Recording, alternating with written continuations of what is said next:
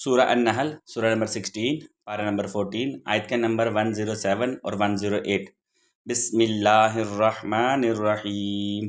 ذالک بأنہم مستحب الحیاة الدنیا علی الآخرۃ وأن اللہ لا یہدی القوم الکافرین۔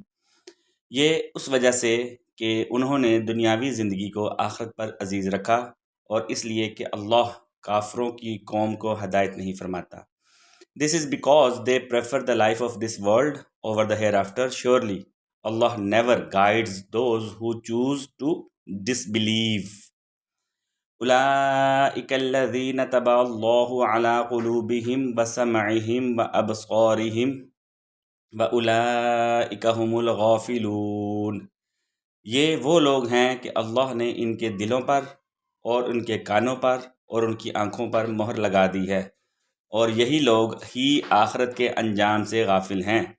They are the ones whose hearts, ears and eyes are sealed by Allah, and it is they who are truly heedless۔ صدق اللہ العظیم۔